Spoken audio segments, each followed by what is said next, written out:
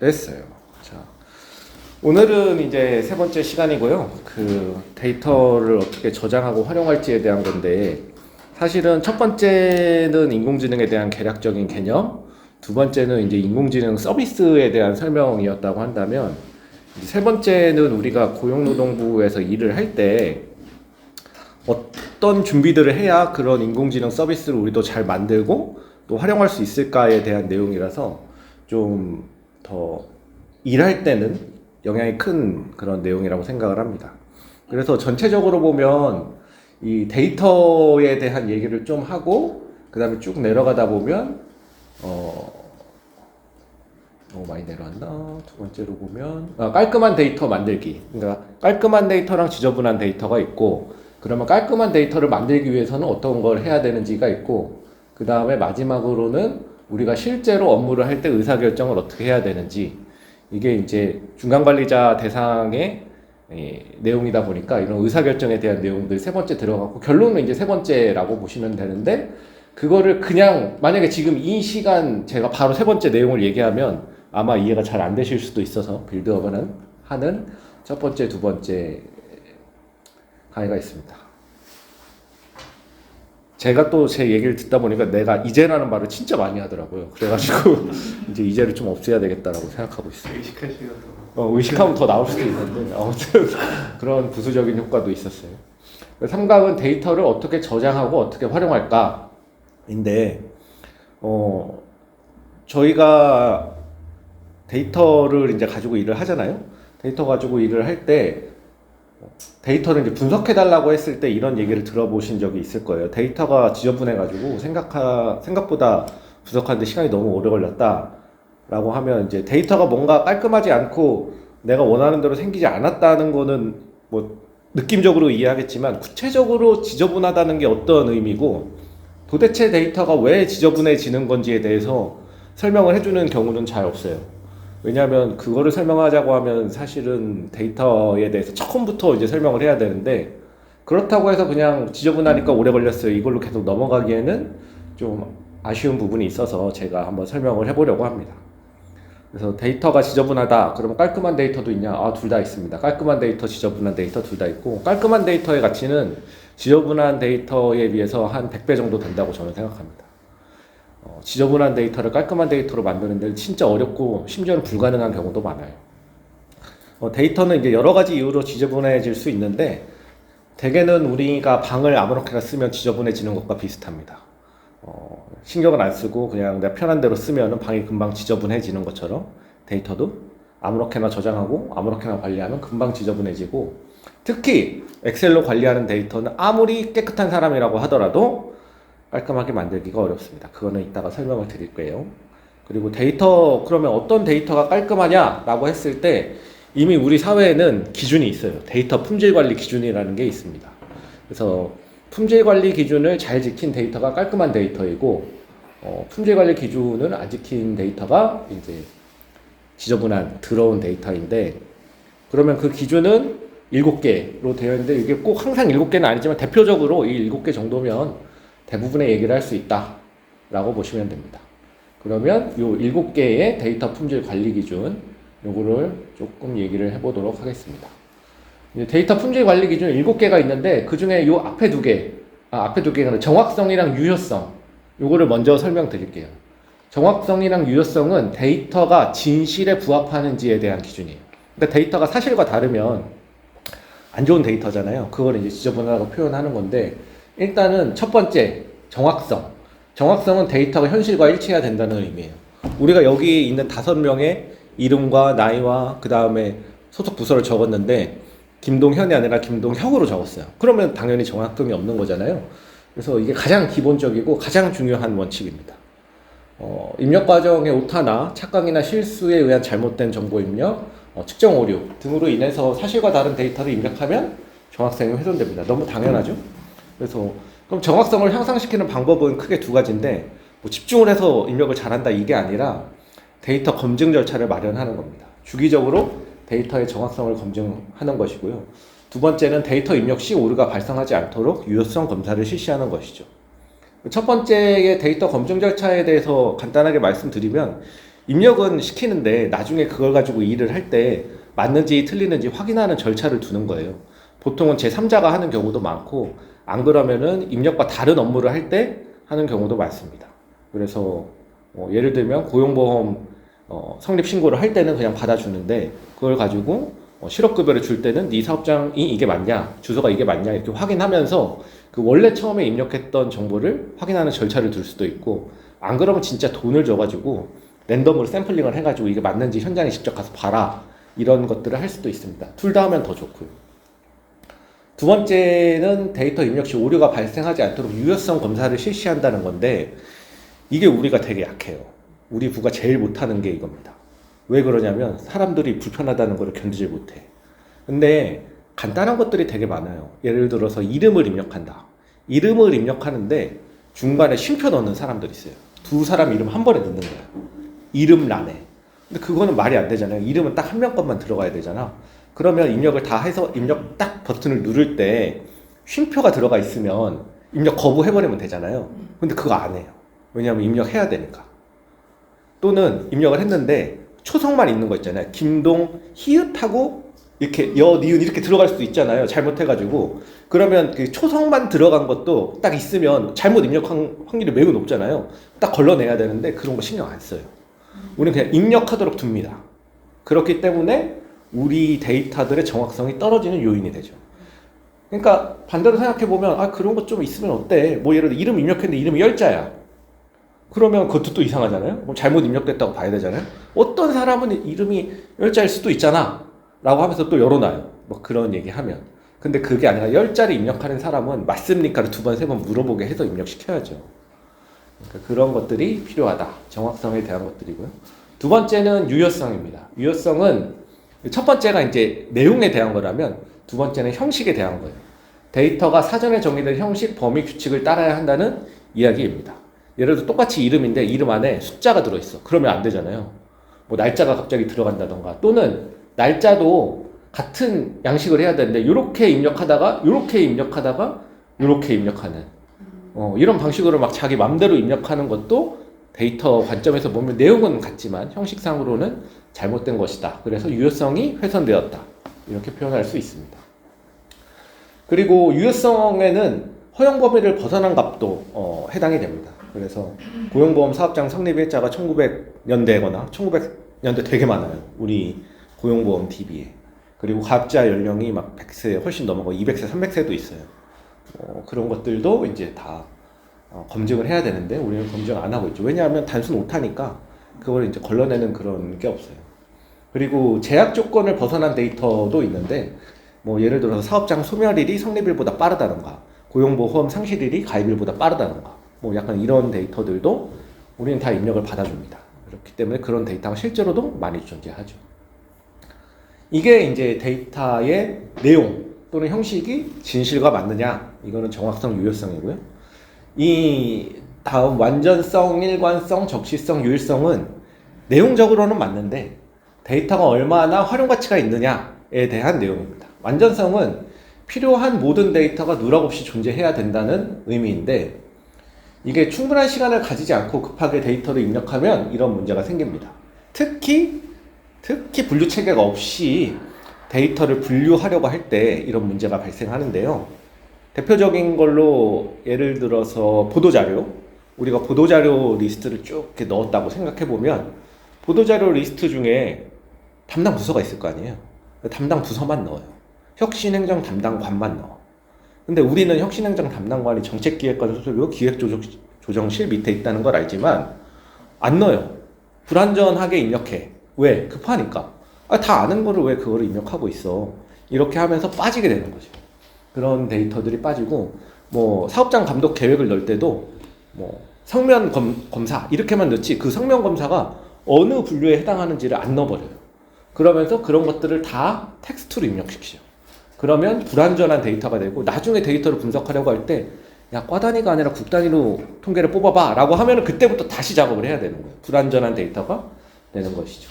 그래서 데이터를 입력할 때 어떤 값들을 필수적으로 입력하도록 강제한다 라는 것이 우리 입력할 때 보면 별표 있어가지고 꼭 입력해야 되는 것들 있잖아요.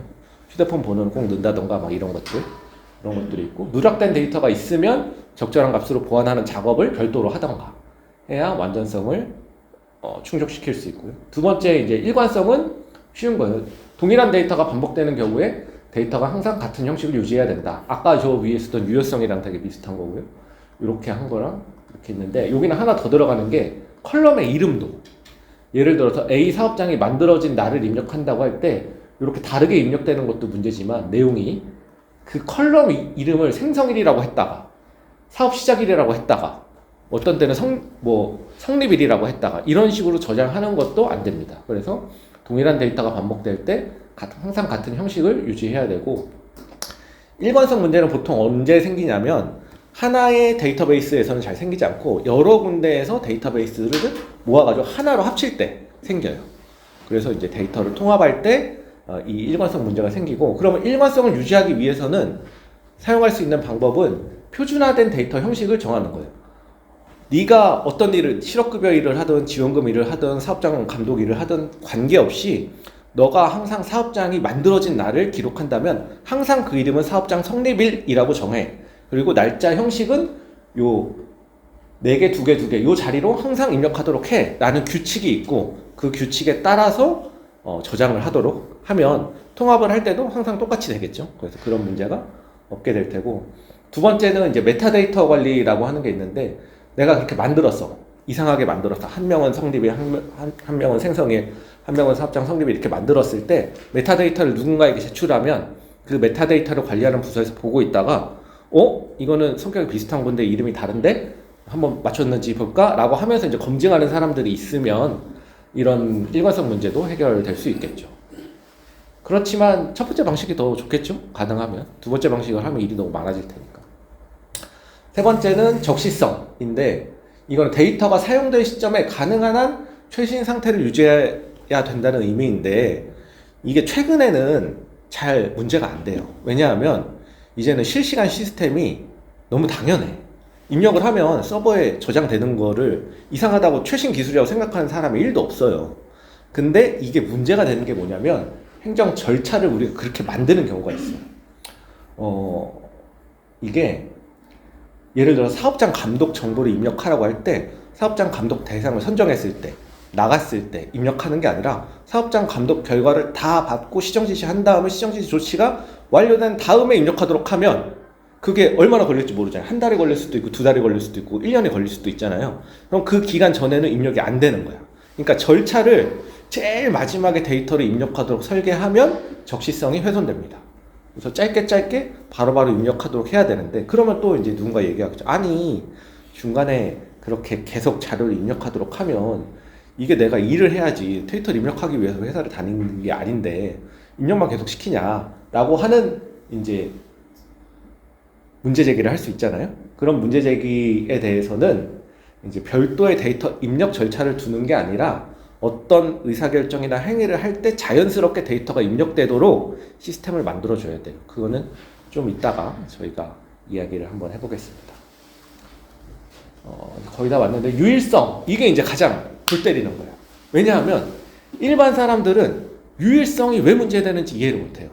이 7가지 중에서 유일성이라는 건 너무 당연한 거야.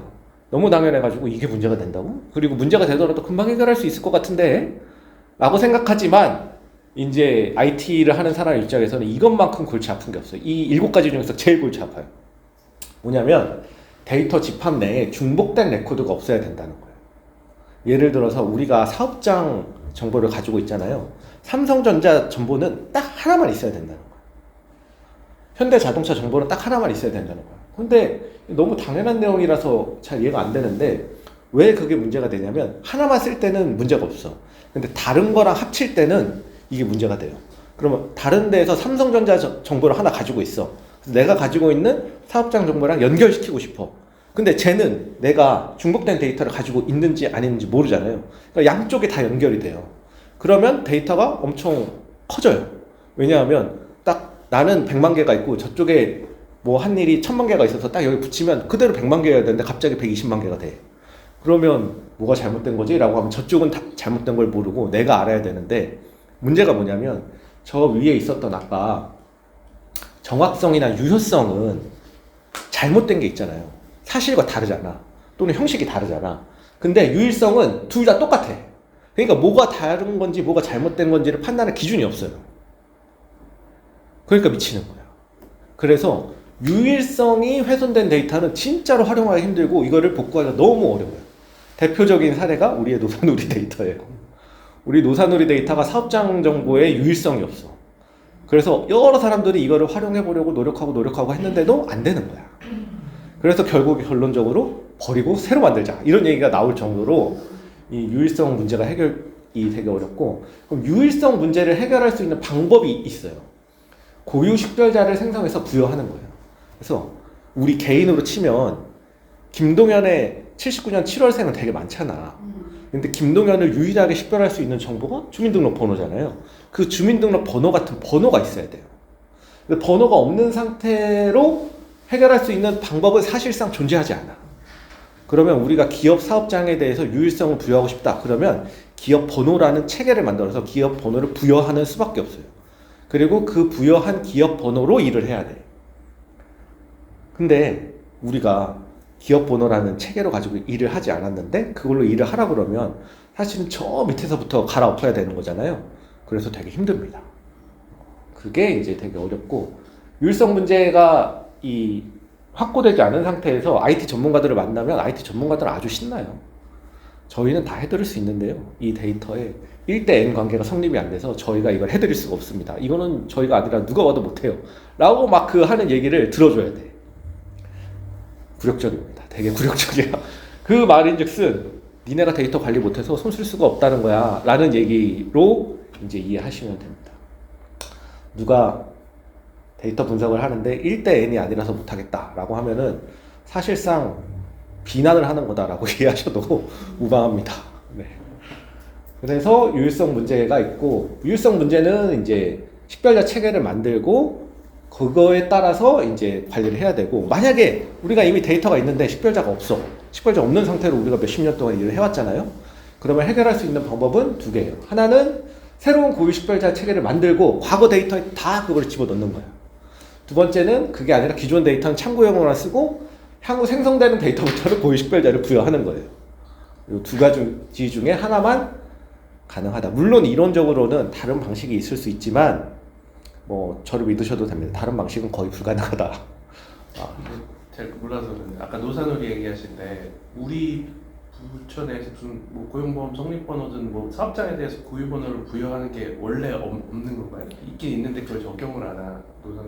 노사놀이는 적용을 안 하죠. 노사놀이는 이제 사건을 하다가 예를 들어서 근로자가 와가지고 제가 임금체불이 됐어요. 이거 사건 해결해 주세요 라고 하면은 노사놀이 체계상으로는 사업장이 있어야 그 사업장의 근로자다라고 하고 사건을 처리할 수가 있잖아요.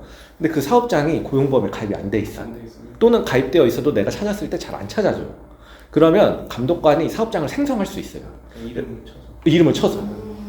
그럼 그렇게 이름을 쳐서 생성할 때는 고용보험 가입번호나 산재보험 가입번호, 사업자 등록번호 같은 것들을 넣지 않거나 넣는다고 하더라도 11111 이런 식으로 넣거나 1, 2, 3, 4, 5, 6, 7 이렇게 넣는 형태로 하는 게 막혀있지 않아. 그럼 그거는 유일성의 문제라기보다는 앞서서 정보 입력을 잘못한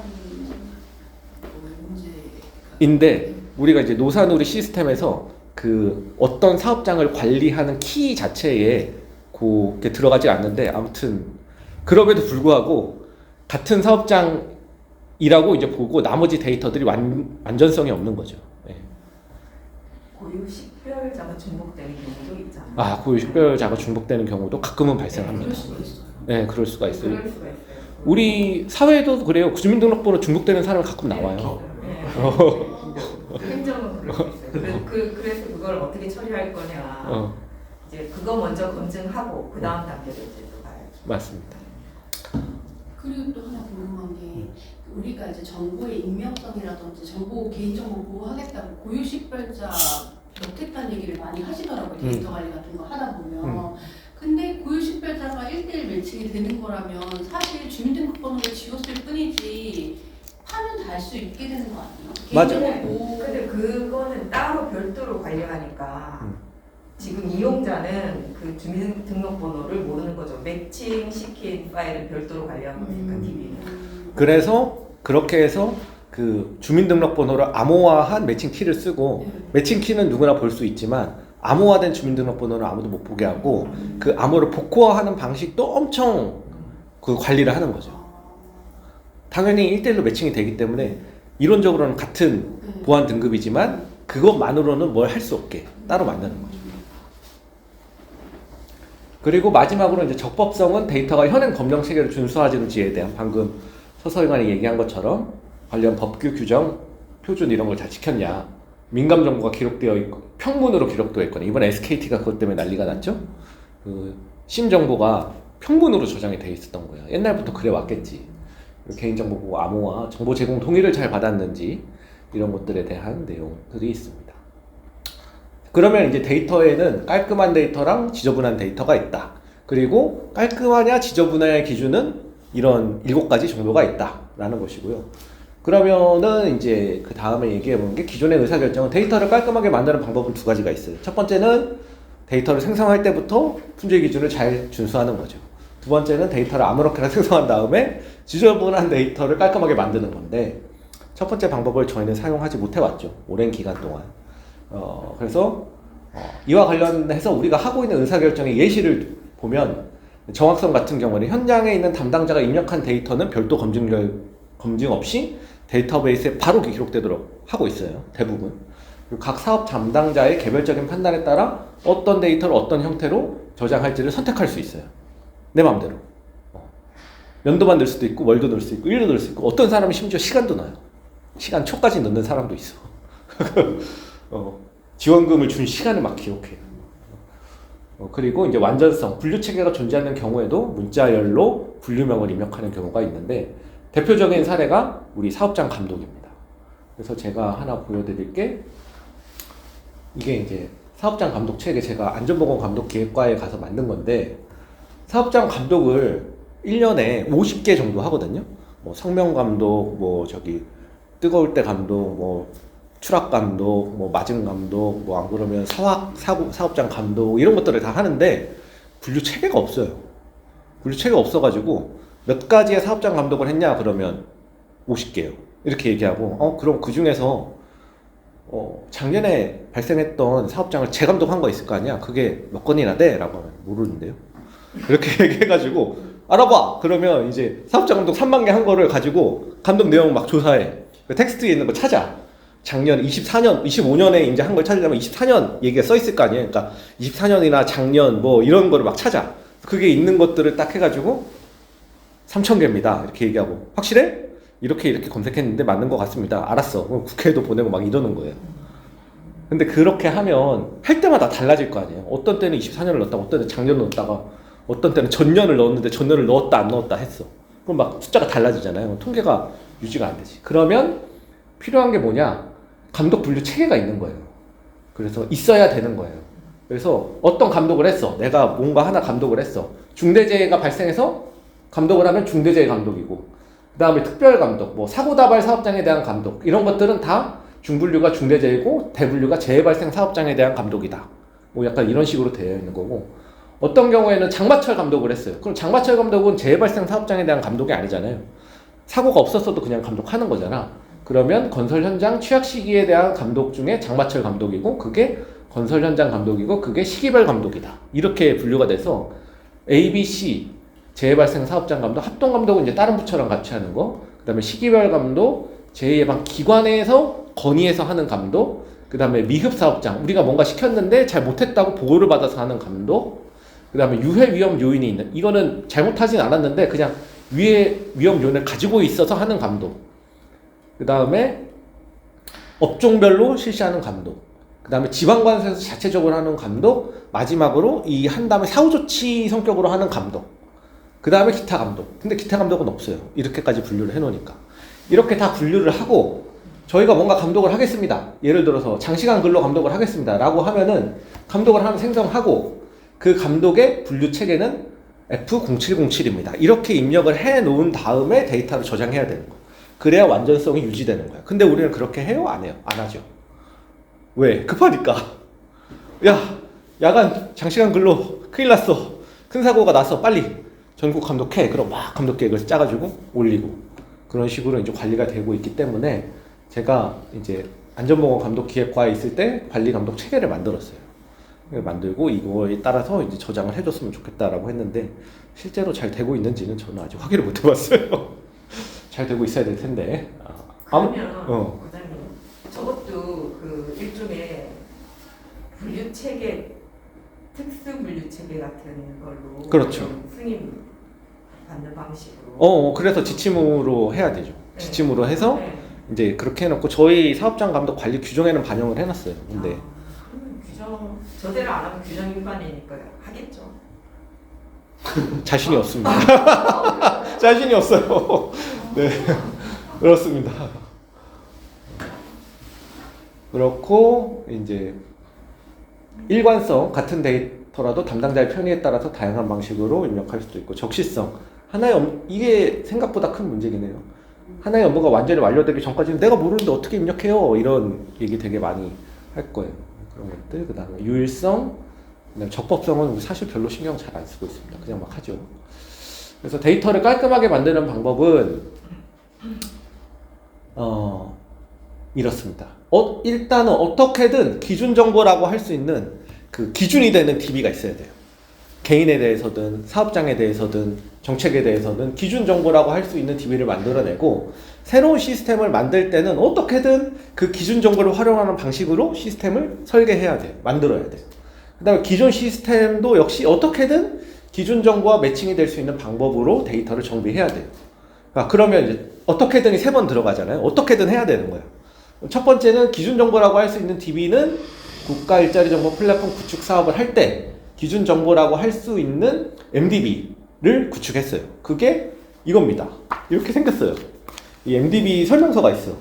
이게 몇 쪽짜리냐면 209쪽짜리예요. 그래서 이게 우리가 기업 사업장 정보랑 개인 정보에 대한 MDB가 이미 구축되어 있습니다. 우리 부에.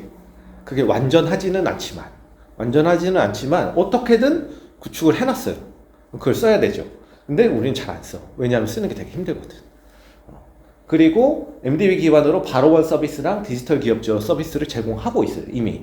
그러니까 이게 실제로 돌아가는 시스템이고 근데 거기까지 뿐이고 대부분의 업무용 전산 시스템은 MDB를 활용하고 있지 않습니다. 그래서 시스템을 새로 만들거나 기능을 강화할 때 MDB 기반 설계를 요구해야 되고 우리 사고방식, 나아가 의사결정도 그 기준으로 바꿔야 된다. 사실 그래서 제가 노사누리 3년차 개발을 할 때도 노사누리 그 개선 TF에 계속 요구했어요. 확장 그 MDB 기반으로 이거를 좀 설계를 해줄 수 없겠냐. 지금 당장은 어렵다고 하시더라고요. 그래서 그러면 당장 설계를 할 수 없으면 적어도 나중에 활용을 하게 됐을 때 쓸 수 있는 화면이라도 만들어 달라라고 얘기를 해가지고 다시 또 이제 기업 정보 검색 메뉴가 생긴 거예요. 그래서 기업 정보 검색 메뉴는 기본적으로 기업 관리 번호, 기업 번호 기준으로 이제 보여주는 그런 형태로 되어 있어요. 그래서 막 부탁을 하다 보니까 내가 왜 이걸 누구를 위해서 부탁을 하고 있나 하는 생각이 잠깐 들기도 했는데 아무튼 부탁을 했고 그런 것들이 이제 계속 필요하다는 거죠. 그거를 저 혼자 해서는 안 되니까 과장님들한테 도움을 요청한다 라고 보시면 됩니다. 그리고 이제 아까 우리가 데이터베이스의 의사결정 할 때 이런 것들이 이제 잘 안 되고 있다는 거를 얘기했잖아요. 그러면 우리가 데이터베이스 현재 우리가 만들고 있는 데이터베이스 데이터 자료들을 볼 때 어떤 게 문제냐를 설명해 드리기 위해서 예시를 만들어 봤습니다. 제미니로 만들었어요. 제미나이로 만들었고 이게 정규화 작업 전에 우리가 흔히 이렇게 합니다. 이게 지원금에 대한 거라고 해도 좋고 직업 훈련에 대한 거라고 해도 좋은데 이거는 기본적으로 이제 쇼핑몰에 구매한 데이터예요. 그래서 주문 번호가 101번이고 김철수라는 분이 서울 강남구에서 전화번호 이런데 주문 일자는 이렇고 사과와 바나나를 샀어요. 그래서 사과는 5,000원, 바나나는 3,000원. 사과 3개, 바나나 2개. 상품을 담당하는 부서는 과일부였겠죠. 사과, 바나나니까. 과일부는 1층 동관에 있어요. 이렇게 딱 하나의 주문을 받고 기록을 했습니다. 그래서 102번, 103번, 104번, 105번, 106번까지 저희가 이렇게 잘 기록을 했습니다. 자, 여기서 퀴즈. 자, 이 데이터의 가장 눈에 띄는 문제점은 무엇일까요? 중복? 어디 중복이 있습니까? 김철수, 이영희. 이거는 김철수가 10월 1일에 산 거랑 이거 10월 2일에 산 거라서 중복이 아닌데요? 유효성이 엄청 부족합니다. 유연성이 엄청 부족해? 네. 예를 들면? 상품 가격, 수량 어. 이런 게 어. 홍보로 돼 있어서 그렇죠. 그런 건 합계도 못 내겠죠. 합계를 못 내겠지. 전체 얼마 샀어? 라고 하면 계산을 못 해. 기본적으로. 그러니까 그게 좀 제일 눈에 띄는 문제라고 저는 생각을 하고, 이게 이제 엑셀로 내가 작업을 한다고 생각해보면 골 때리는 거예요. 이런 것들이. 근데 이게 10개니까 눈으로 볼 수 있지만 이게 30년 동안 20만 개가 있다. 그러면 이제 진짜 막 안 돼요. 작업이 안 돼. 네, 작업이 안 돼서 이런 것들이 있다. 그래서 1차 정규화라는 것들이 있는데, 그러면 아까 정규화라고 할 때 데이터 정리정돈 규칙을 데이터베이스 정규화라고 하는데, 자료들이 저장되는 데이터베이스는 다양한 형태로 만들 수 있기 때문에 정리정돈 규칙이 있어야 돼요. 그럼 규칙이 뭐냐? 세 가지예요. 규칙은 딱 세 가지. 첫 번째, 각 칸에는 하나의 값만 입력하고 반복되는 정보 묶음은 없앤다 라는 거고, 두 번째, 모든 정보는 기준이 되는 키, 기본 키 값에 따라서 결정되도록 한다 라는 거고, 세 번째로 기본 키가 아닌 것끼리는 서로 종속되지 않도록 한다. 근데 이것만 봐서는 잘 모르겠죠? 데이터로 설명드리겠습니다. 첫 번째는 박보영 서기관 말한 대로 한 칸에는 하나의 데이터만 있어야 된다. 이거 그 유비하고 있잖아요. 요거를 바꾸면 이렇게 됩니다. 주문번호 100일 하고 상품번호가 이렇게 앞으로 오고, 김철수가 2개를 샀으면 요 2개를 한 줄씩 쓰는 거예요. 그러면 원래는 6줄이었던 이 데이터가 몇 줄이 됩니까? 10줄이 됩니다. 101번, 101번, 102번, 102번, 103번, 104번은 3개를 샀어요. 박지훈 씨는 사과, 빵, 치즈를 샀는데 과일부, 제빵부, 유제품부에서 각각 하나씩 샀습니다. 이렇게 이제 사가지고 요거를 이렇게 바꾼 게 1차 정규화라고 하는 거예요. 첫 번째 규칙을 지킨 데이터는 이렇게 생겼습니다. 근데 이렇게 입력하기는 쉽지 않아요. 일을 할 때. 우리는 생각이 주문 번호 기준으로 돼 있단 말이야. 이미.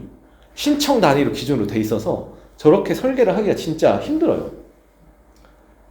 그래서 우리는 어떻게 하냐면 보통 오른쪽으로 늘려. 지원금을 신청받은 다음에 1차 지원, 2차 지원, 3차 지원 하면은 컬럼을 하나씩 이렇게 만들어가지고 오른쪽으로 쭉 늘리는 그런 거를 하는데, 그러면 안 됩니다. 쉼표를 하는 거랑 똑같은 거예요. 오른쪽으로 늘리는 거.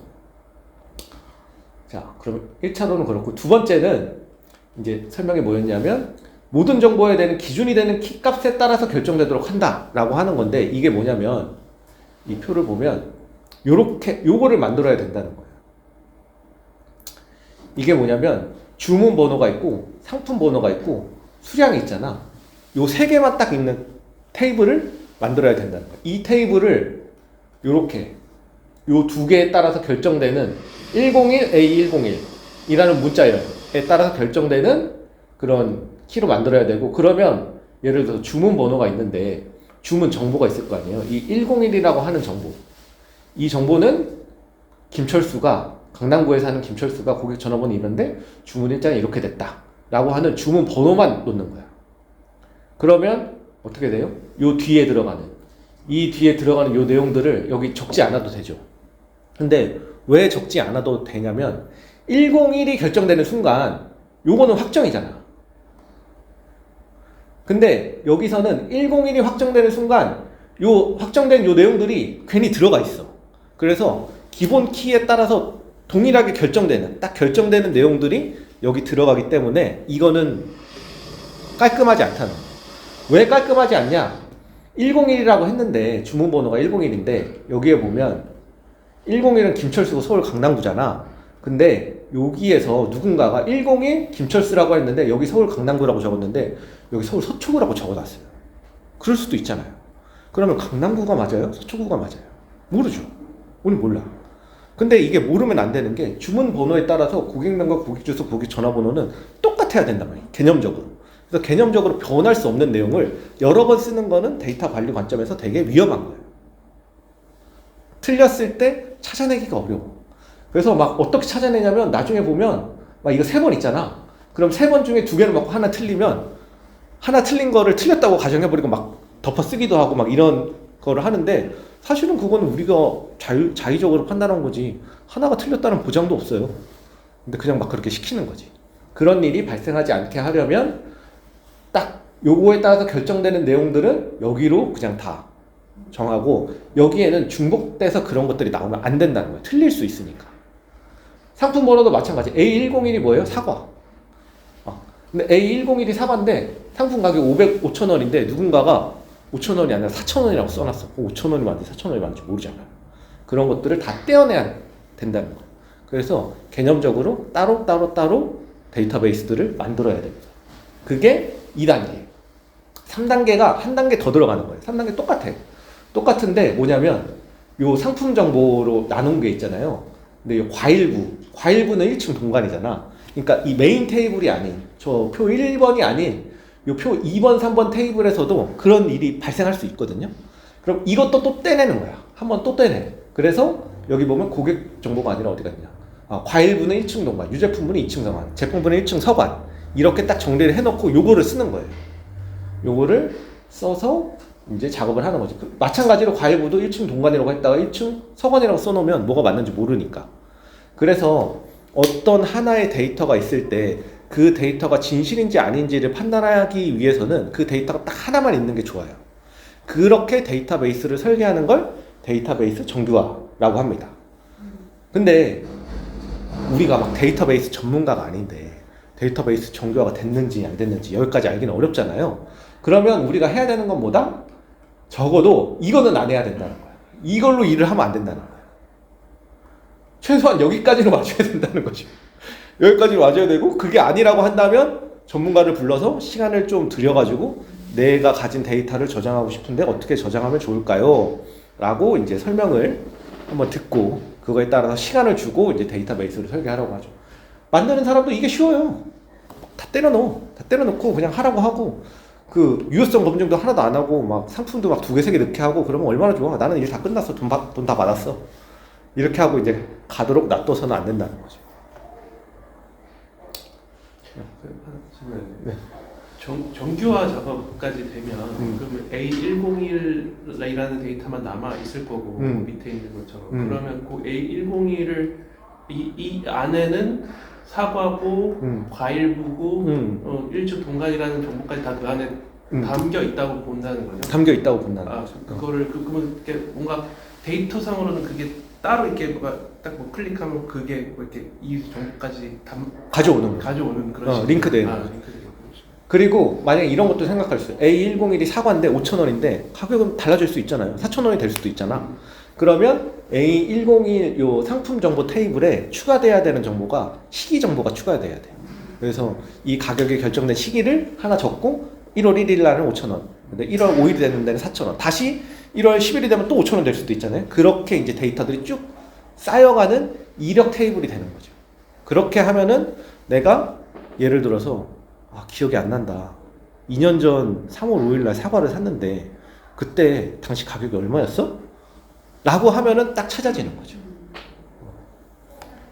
우리도 마찬가지예요. 우리 육아휴직 이 사람이 2013년에 육아휴직 썼다는데 그때 육아휴직 급여가 얼마였어? 라고 하면 몰라요. 육아휴직 줬다는 것만 알지 돈을 얼마 줬는지 몰라. 막 정보를 다시 찾아야 돼. 그게 아니라 그때 당시에는 얼마가 나갔다는 걸 이제 기록이 되어 있어요. 당시에는 뭐 예를 들어 정액제로 40만 원이었다. 그러면 40만 원인 거죠. 자, 그렇게 돼서 이제 데이터 품질 관리 기준, 그 다음에 정규화에 대한 대략적인 내용들을 이제 설명을 했고, 마지막으로 그러면 이런 내용들을 알았을 때 우리가 과에 이제 의사결정을 하는 위치의 사람으로서 어떻게 의사결정을 해야 되냐? 첫 번째, 엑셀에서 벗어나야 됩니다. 엑셀 진짜 큰일이야. 우리 부의 엑셀 사랑은 너무 어떻게 말릴 수가 없어요. 엑셀을 사랑해. 엑셀은 굉장히 훌륭한 프로그램이고 여러 가지 수치 작업을 할 수 있도록 도와주는 매우 발달된 계산기 프로그램인데 계산이 프로그램의 주된 목적이기 때문에 한계가 존재하는데 그 한계가 이런 데이터 기반 의사결정에서 너무 치명적이에요. 이제 은퇴를 하셔야 돼, 엑셀이. 일단은 첫 번째 문제는 엑셀은 데이터를 파일로 관리한다는 게 문제예요. 파일로 관리하는 게 왜 문제지? 라고 생각할 수 있죠. 그렇지만 정보 활용 측면에서 파일 시스템의 한계는 너무 분명합니다. 파일은 누구나 수정할 수 있어. 그렇기 때문에 파일은 만들어져서 돌아다니는 순간부터 이게 진짜인지 아닌지 알 수가 전혀 없어요. 그리고 데이터의 정확성, 유효성, 일관성 이런 것들을 지키기에도 기능이 없어. 엑셀에 이거 한 쳐넣는데 못 치게 하는 기능이 있어요? 물론 있는데 그걸 쓰는 사람은 없어. 그래서 그런 것들 때문에 데이터 품질 관리 기준을 엑셀로는 도저히 시킬 수 없다. 그리고 파일로 데이터를 저장하면 이제 뭐 백업을 만드는 작업을 해야 되는데 백업도 잘 못 만들어요. 우리 일하다가 날려먹은 적 엄청 많잖아. 그래서 이런 게다가 뭐 극단적으로 컴퓨터가 없어졌다. 컴퓨터가 펑 하고 터져가지고 파일이 날아갔다 라고 했을 때 대응할 수 있는 방법이 없습니다. 그래서 우리는 뭘로 대응하죠? 다을에 메일 보내놓잖아. 그게 그야말로 파일 시스템을 안 하는 거지. 서버 시스템을 쓰는 거지. 스스로도 느끼는 거야. 서버 시스템이 필요하다고. 근데 이제 파일로 관리를 하죠. 두 번째는 엑셀에 변경 이력을 남기는 기능이 없어요. 엑셀에 있는 데이터를 그대로 쓰는 경우는 없고 하면 야 이거 잘못됐잖아. 고쳐. 근데 예를 들어서 10메가짜리 엑셀 파일이 있어가지고 데이터 엄청 많았는데 누군가 전화를 해가지고 이거 저 이거 잘못됐는데요? 얘기를 들어보니까 진짜야. 고쳐줬어. 다음날 자고 일어났는데 내가 그걸 까먹었어. 그럼 그게 고쳐졌는지 안 고쳐졌는지 알 수가 있습니까? 몰라요. 담당자가 제가 다 책임지고 고쳤습니다 라는 말을 믿기에는 엑셀에 대해서 너무 많은 작업을 해. 그리고 그러면 다시 반문해. 그러면 이거 가지고 얼마 동안 작업했습니까? 보름 동안이요. 보름 동안 고친 거 다 저한테 알려주세요 라고 못 알려줘요. 절대 못 알려줘. 그러니까 엑셀이 어떻게 그 자료를 고칠 때 또 실수를 할 수도 있어요. 다른 거 막 건드릴 수도 있단 말이야. 근데 이력이 남지 않기 때문에 이거는 데이터를 어떻게 수정했는지 알 수 없는 상황에서 그 데이터를 기반으로 의사결정을 한다는 거는 진짜 위험한 거예요. 근데 우리는 그게 너무 익숙해. 그래서 잘못된 거를 좀 고쳐야 된다. 출처를 알 수 없는 그런 자료로 인터넷에서 막 긁어가지고 우리나라 고용 겁내 좋아진다는데요? 하고 그걸 장관님 보고서에 넣는 거랑 되게 비슷하다고 저는 생각해요.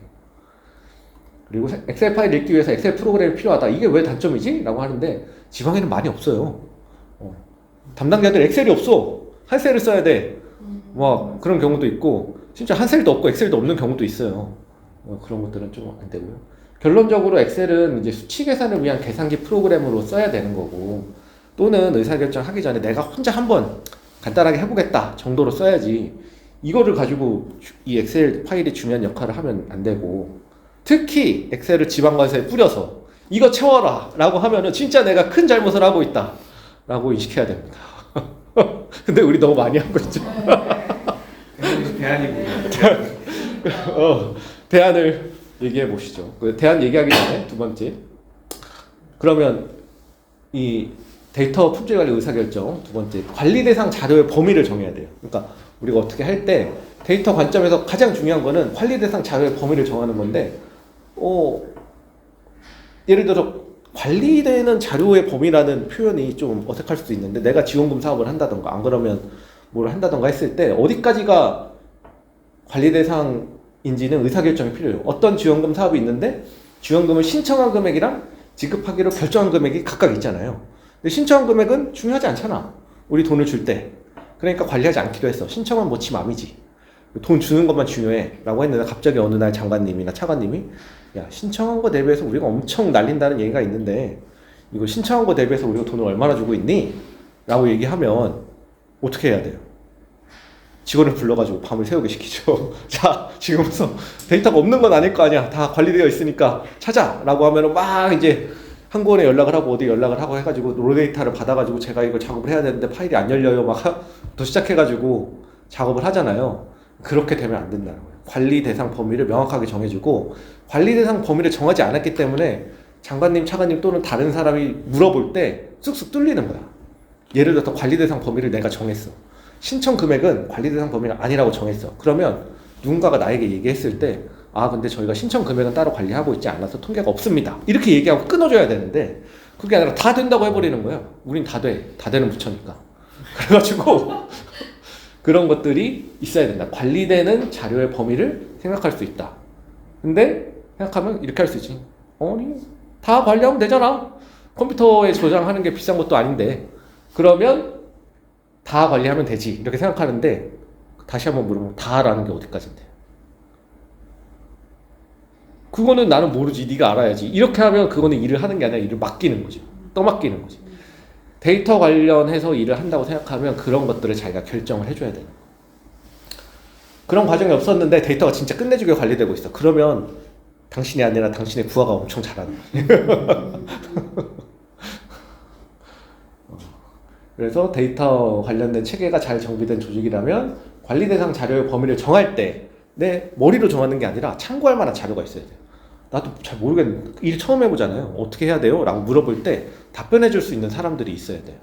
메타데이터를 관리하는 그런 사람들이 과장님, 사무관님 이런 거 할 때는 저희가 다른 사업들도 여기까지만 관리를 하고 있어요. 그래서 이거보다 더 하는 거는 사실은 다른 사업이랑 비교하거나 할 때는 필요가 없습니다. 저희가 하는 건 여기까지고요. 혹시 더 필요하다고 하면 그거는 이 사업에서만 할 건 아니고 다른 사업도 같이 해가지고 한 번에 결정을 해야 될 것 같아요. 라고 하든가. 안 그러면 이 사업은 좀 특수성이 있어. 그럼 저희가 더 관리해드리겠습니다. 라고 하든가. 이런 식의 이제 관리 대상 데이터의 범위를 결정하는 절차가 있어야 되고, 그 절차가 있으면 그거를 이제 어떤 형식으로 어떤 시스템을 저장할지도 정해주면 좋은데, 거기까지 하면 진짜 너무 투머치, 지금 현재 상황에서는 대상 범위를 정해주는 것만 해도 굉장히 해자다. 이렇게 이제 볼 수 있습니다. 세 번째로, 그럼 전산 시스템을 통해서 업무 처리해야 된다. 아까 엑셀로 하지 말라고 했을 때 대안이 뭐냐? 전산 시스템을 통해서 업무를 처리해야 되는 거죠. 기본적으로. 그래서 우리는 시스템을 불신합니다. 시스템에서 나오는 통계를 안 믿어요. 시스템 통계는 엉터리라고 생각해. 20억 원을 주고 시스템을 만들었는데 그 시스템 통계는 엉터리고 우리 주무관님이 보름 동안 작업한 엑셀이 짱이야. 이렇게 생각하죠. 이 생각을 바꿔야 돼요. 도리가 없습니다. 근데 현재는 그래요. 그게 맞아.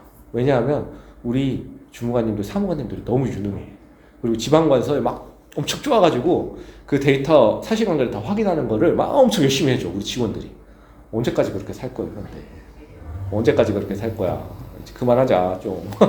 그런 생각이 들어서 이제 하게 됐고요. 자, 통계가 안 맞아. 안 맞으면 안 맞는 이유를 찾아야죠. 안 맞으니까 버려. 엑셀 작업해. 이게 아니라 안 맞는 이유를 찾아야죠. 안 맞는 이유를 찾고 안 맞는 이유를 고쳐. 다시 고쳐.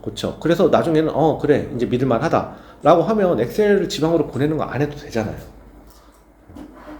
근데 그 과정이 우리가 안 하고 싶은 거야. 그 엑셀로 쓰는 게 편하지. 내가 내 손안에 내 혀같이 움직여주는 주무관님이 그 엑셀을 뿌려주는 게 편하지. 말도 안 듣는 저쪽 시스템 담당자랑 얘기를 하는 게 너무 싫은 거야. 그러니까 그 일을 안 하죠.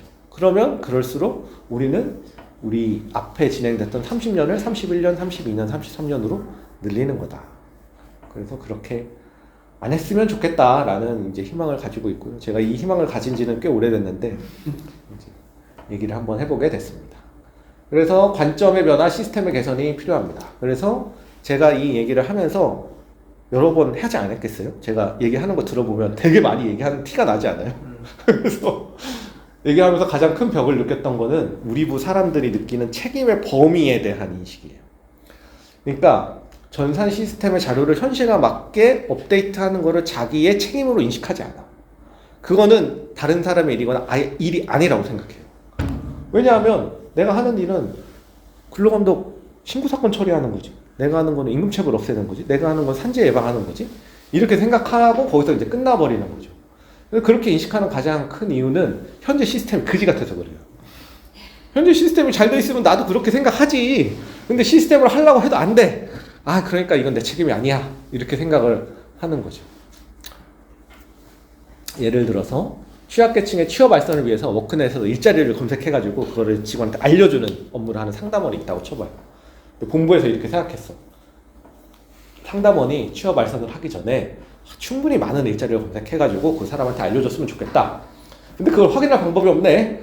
그럼 좋아. 취업 발전을 하기 전에 얼마나 많은 일자리를 검색해봤는지 입력하도록 절차를 만들자. 별거 아니잖아. 숫자 그러면 내가 10개를 했는지 5개를 했는지 15개를 했는지 숫자만 넣고 취업 발전을 하도록 하면 좋지 않겠나 라고 이제 생각을 하잖아요. 그게 이제 새로운 입력 절차를 만드는 방식인데 제가 생각하기에는 시스템을 고쳐야 돼요. 취업 발전을 하기 전에 검색을 할 거 아니야. 그 검색하는 정보가 있을 거 아니야. 그 정보를 자동으로 저장되게 하고 그 다음에 취업 발전을 하면 취업 발전을 하기 전에 이 사람이 몇 개의 일자리를 검색했는지 알 수 있겠죠. 모르는 건 아니잖아요. 알 수 있겠지. 다만 그 시스템을 만드는 게 귀찮을 뿐이죠. 근데 그렇게 만들면 우리가 원하는 일들이 새로운 절차를 만들지 않는다고 하더라도 자연스럽게 자료로 저장되고 그게 또 데이터가 되어서 더 좋은 내용들을 하게 되고 예를 들어서 그런 결과가 있다고 하면 전체적으로 우리가 어떤 그 일자리들을 검색하는데 어떤 사람이 되게 취업률이 높아. 근데 그 사람이 일자리를 검색하는 패턴을 분석해서 다른 사람한테 알려줄 수 있잖아요. 그런 식으로 이제 시스템을 설계해야 된다는 거죠. 자기가 하는 일이 자연스럽게 데이터로 쌓일 수 있는 시스템을 만드는 게 데이터를 억지로 수집하고 설문조사를 하고 이런 것보다 훨씬 더 중요하고 효율적인 업무 방식이다. 그런 의사결정을 우리가 하나하나씩 해줄수록 고용노동부의 데이터 역량은 증가된다. 라고 생각을 합니다. 근데 그건 진짜 쉽지 않아요. 그래서 정말 많은 시간과 노력이 필요하고 더 많은 시스템 관리자가 필요하고요. 책임 범위 문제는 지방건설 직원들한테만 적용되는 게 아니라 우리들에게 적용되는 겁니다. 예산을 확보하고 우리 사업을 한다 라고 하면 예산 확보, 지침 만드는 거, 지방건설에 시달하는 거, 집행 현황 모니터링 하는 것까지를 우리의 책임이라고 인식하지만 사실은 그게 잘 돌아가는 전산 시스템을 만드는 것도 굉장히 중요한 공부의 역할이라고 인식을 해야 됩니다. 우리의 책임 인식 범위를 넓혀야 돼요. 거기서부터 시작을 하면 좋겠다라는 생각입니다. 오늘은 제가 막 우다다다다다 얘기를 하게 됐는데 약간 한풀이 시간이라고 저는 생각을 해요. 그래서 이거를 좀 얘기하고 나니까 현타가 오네요. 근데 극단적으로 얘기하면 우리 조직이 지방관서가 있기 때문에 저게 더 안 되는 걸 수도 있을 것 같아요. 너무 손발같이 움직여주니까 맞아요. 그 필요성을 좀 덜, 만약에 지자체에 그게 넘어갔다 그럼 우리 어쩔 수 없어서라도 그걸 표준화해서 맞아요, 만들 것 맞아요. 같은데 지금은 너무 그냥 쉽게 전화하면 다 해주니까 그냥 그런 것도 있어요. 맞아요. 그런 게 진짜 있어요. 그래서 고도로 발달된 체계를 가지고 있으면 다음번 시대에 뒤떨어지잖아. 그런 거죠. 우리가 이 손으로 일하는 거에서 엄청 발달된 체계를 가지고 있기 때문에 전산으로 하는 데서는 필연적으로 뒤처질 수밖에 없는 거예요. 이거는 본인의 누구의 문제가 아니라. 이제 지방에서 이제 우리가 공부해서 새로운 사업을 내려가지고 시스템 개편해서 살펴라고 하잖아요. 그러면 지방이 어떻게 해서든지 그 시스템에 적응해서 일을 해요. 그걸로 봐서는 본부가 어떻게 노력하느냐에 따라 지방이 따라올 것 같다라는 생각이 들더라고요. 시스템이 엉망진창이어도 어떻게 해서든 그 시스템에 적응해서 일을 하더라고요. 맞아요. 네. 그러면 생각했던 것보다 본부가 해야 할 일이 엄청나게 많을 수 있겠다. 그런 맞습니다. 생각이 듭니다. 그래서 이제 아까도 전산 시스템 관리하는 담당자가 더 많아야 된다고 네. 얘기했지만 저는 그래서 시스템 관리자를 채용해가지고 그 사람들이 새로 들어오는 방식이 좋다고 생각하지 않아요. 기존에 있는 우리들이 시스템 관리하는 방식을 배워서 시스템 관리자가 되어야 된다고 생각해요. 가능할까요? 뭐 완전히 가능하냐는 뭐 대답하기 어려운데 지금보다 나아지는 건 충분히 가능하겠죠. 얘기를 들어보면 좀 의사결정할 때 고려할 만한 부분들이 좀 있지 않나요? 그것만 있어도 훨씬 나아지죠. 저게 예산의 문제도 솔직히 있는 것 같아요. 저희 지특회계 시스템을 만들고 싶은데 몇 년째 못 만들어서 어쩔 수 없이 엑셀로 하고 있거든요. 맞아요. 근데 기재부가 웬만하면 시스템에 매우 보수적이어서 그 예산을 주지 않고 사실 저희가 1,000억짜리 사업인데 저 시스템을 만드는 데만 거의 30억 가까이 든다는 거예요. 유지 보수에도 1년에 거의 10억씩 들고 그러니까 그 금액을 생각하면 또 나라 예산으로 이 시스템을 만드는 게 맞나? 이런 생각도 좀 들기는 하더라고요. 맞아요. 네. 생각보다 그렇죠. 네. 그래서 그런 1,000억에 30억은 세 발에 피고 그죠? 1,000억에 30억은 세 발에 피고 인프라를 갖춘다는 측면에서 근데 이제 30억에서 끝나면 모르는데 매년 10억 원 규모의 이 관리비가 또 계속 추가로 들어야 되니까 기재부 입장에서는 저희 사업이 10년만 유지돼도 130억의 그 시스템 관리비용이 드는 거예요. 그러니까 이게 이제 너무 장기적으로 많은 비용이 들 것이 예상되기 때문에 시스템 만드는 거에 대해서 되게 보수적이라고 설명을 하고 저게 대부분 인건비겠죠? 결국은 그 관리자가 필요해서 그렇게 돈이 뭐 이제 그 크게 보면 예를 들어서 그러니까 약간 이게 정해진 건 아니지만 얘기를 하면 어떤 사업이 100의 사업이 있다. 100억 원이 그 100이 100억 원이든 1,000억이든 1조든 어쨌든 100의 사업이 있다라고 하면은 전산 시스템을 비롯한 그런 운영 체계를 갖추는데 들어가야 되는 돈은 7%에서 10% 정도 사이라고 대략 이제 생각을 하면 되고, 그러면 그 7%가 이제 전산, 우리는 대부분의 업무를 이제 다 전산으로 하니까 거의 대부분 전산에 들어간다고 보면 그 7%에서 10% 중에서 30% 정도는 하드웨어 비용으로 들어가고, 이제 70% 정도는 이제 개발 비용으로 들어가서 새로 만들 때, 그러니까 1,000억짜리 사업을 신규로 한다. 그러면 100억에서 70억 정도는 시스템 개발에 쓰고, 그 시스템이 100억짜리가 개발되면 그거에 15에서 30% 정도는 운영비로 다시 쓰는 거예요. 그러니까 우리가 어떤 사업을 하느냐에 따라서 대략적으로 시스템 예산이나 이제 시스템 유지 예산이 이제 정해지는 거라고 그 관점을 가지고 인식을 가지고 있어야 되는데, 1,000억 원짜리 그냥 공짜로 하겠다는 거는 사실은 너무 사실 안 맞죠. 정확한 사업 관리를 위해서도 시스템이 있어야 되는 거예요. 이 정도 사업은 굉장히 누수가 많을 가능성이 높지 않을까. 그렇죠. 그럼 1,000억 원짜리를 시스템 없이 하면은 발생하는 부당 지급이나 이런 것들에 대한 검증이 사실상 불가능하잖아요. 그럼 그게 몇 %겠냐라는 걸 생각해 봤을 때 전체 예산의 7에서 10% 정도는 이제 시스템을 만드는 데 쓰는 게 필요하다. 근데 이건 이제 우리보다 기재부가 관점을 바꿔줘야 되는 것 같다는 생각. 저희는 계속 요청은 하고 있거든요. 맞아요. 근데 계속 기재부한테 잘리니까 어쩔 수 없이 이제 엑셀로 그걸 다 관리를 하고 있어서 저희도 부담이고 솔직히. 맞아요.